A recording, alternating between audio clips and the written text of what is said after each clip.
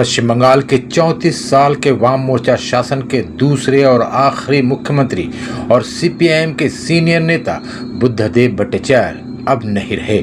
आज सवेरे उनकी मौत हो गई। उनकी उम्र 80 साल थी।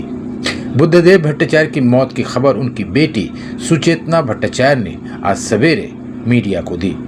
बुद्धदेव भट्टाचार्य 2000 से 2011 तक लगातार 11 साल तक पश्चिम बंगाल के मुख्यमंत्री रहे। उनकी बेटी सुचेतना भट्टाचार्य ने बताया कि बुद्धदेव भट्टाचार्य ने आज सुबह नाश्ता भी किया था। इसके तुरंत बाद वो बीमार पड़ गए। उनकी मौत सवेरे 8:20 पर पाम एवेन्यू के उनके घर में हुई। वो पाम एवेन्यू के इस सरकारी क्वार्टर में बरसों से रह रहे थे। खबर पाकर सुचेतना वहां पहुंच गई। बुद्धदेव भट्टाचार्य पिछले साल 9 अगस्त को अस्पताल से घर लौट आए थे। 29 जुलाई को उन्हें गंभीर हालत में साउथ कोलकाता के अलीपुर के एक प्राइवेट अस्पताल में भर्ती कराया गया था। डॉक्टरों ने उन्हें कई दिनों तक वेंटिलेशन सपोर्ट पर रखा था। उन्हें निमोनिया हो गया था। उन्हें सांस लेने में तकलीफ की शिकायत थी। उनके फेफड़ों और सांस की नली में इन्फेक्शन हो गया था। अस्पताल में पहले कुछ दिनों तक बुद्धदेव भट्टाचार्य बेहोश थे, लेकिन धीरे धीरे उन पर इलाज का असर होने लगा था। 12 दिनों के बाद उन्हें अस्पताल से छोड़ दिया गया था।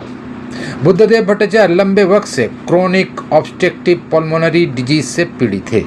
पिछले कुछ सालों से वो बीमारी के कारण लगभग घर में ही नज़रबंद हो गए थे। उन्हें पहले भी कई बार अस्पताल में भर्ती कराना पड़ा था। दिसंबर 2020 में बुद्धदेव भट्टाचार्य को सांस लेने में गंभीर समस्या के कारण अस्पताल में भर्ती कराया गया था। उस वक्त भी उन्हें कुछ दिनों तक वेंटिलेशन पर रखना पड़ा था। मई 2021 के बीच में उन्हें कोरोना हो गया था। हालत बिगड़ने पर उन्हें 18 मई 2021 को अस्पताल में भर्ती कराया गया था। उनकी पत्नी मीरा भट्टाचार्य भी कोविड से संक्रमित हो गई थी और उन्हें भी उसी अस्पताल में भर्ती कराया गया था। कुछ ही दिनों में दोनों की रिपोर्ट निगेटिव आई थी। बुद्धदेव भट्टाचार्य की मौत की खबर की दुख की लहर दौड़ गई है। सभी राजनीतिक दल के नेता उनकी मौत पर दुख जता रहे हैं। बुद्धदेव भट्टाचार्य की गिनती भारत के चंद गिने चुने बेहद ईमानदार नेताओं में होती है। 11 साल मुख्यमंत्री और उससे पहले ज्योति बसु की सरकार में मंत्री रहने के बावजूद बुद्धदेव भट्टाचार्य के दामन पर एक भी दाग नहीं लगा था।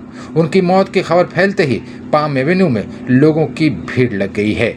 राजनीतिक दलों के नेताओं के साथ साथ आम लोग भी उन्हें श्रद्धांजलि देने पाम एवेन्यू पहुंच रहे हैं। पश्चिम बंगाल सीपीआईएम के सेक्रेटरी मोहम्मद सलीम ने बताया कि बुद्धदेव भट्टाचार्य का अंतिम संस्कार कल किया जाएगा, लेकिन उनके शरीर का अंतिम संस्कार नहीं होगा। बुद्धदेव भट्टाचार्य की वसीयत और उनके परिवार की इच्छा के मुताबिक बुद्धदेव भट्टाचार्य का शरीर अस्पताल को दान कर दिया जाएगा। सोच है, देश के लिए जिनकी सोच है और जो जनता के जो मजदूर वर्ग है, मेहनत का इंसान है, उसके उत्थान के लिए सोचते हैं।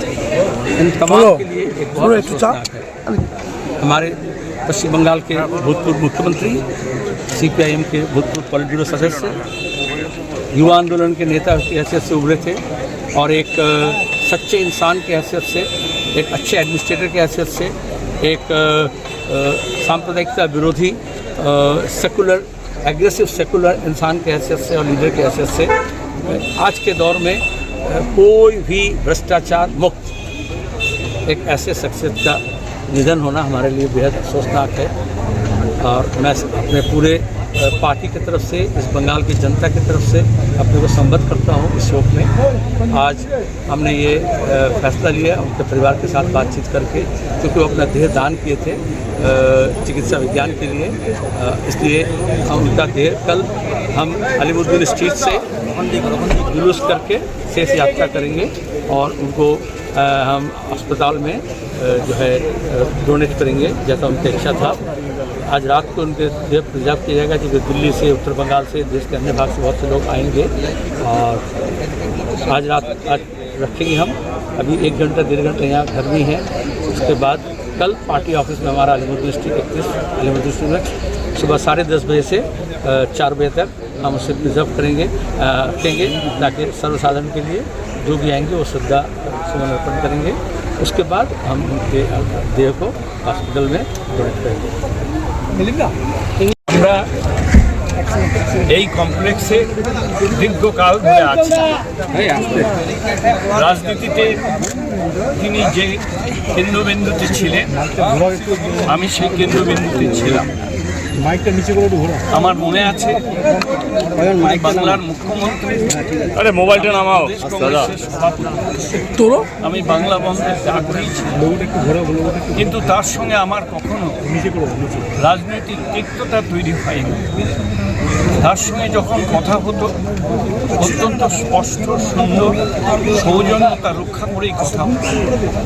একটা সামাজিক বন্ধুত্ব আমাদের মধ্যে ছিল এবং সামাজিক বন্ধুত্বটা কখনো আমরা ভাঙতে দিইনি, উনিও ভাঙেন, আমরাও ভাঙি।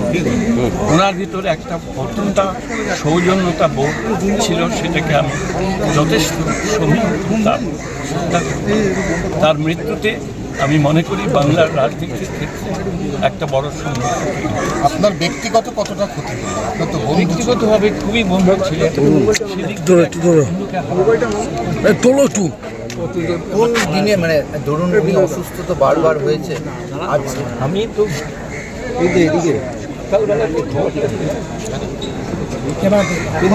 কোভিডের সময় উনি যখন ফেরোতে তখন আমার মনে হয়েছিল যে উনি হয়তো আরও বেশ কিছুদিন বেঁচে থাকবেন। কারণ ওই পিরিয়ড থেকে উনি যাই হোক সময় হয়েছে। মোহাম্মদ ওনারাই যা বলার বলবে। আমরা তরুণ প্রজন্মের বামপন্থীরা, আমাদের অভিভাবক, এটা রাজ্যের অভিভাবক চলে গেছেন এই শোকাবহ পরিস্থিতিতে। এখনই এর বেশি কিছু আমার বলার নেই, বাকিটা আমাদের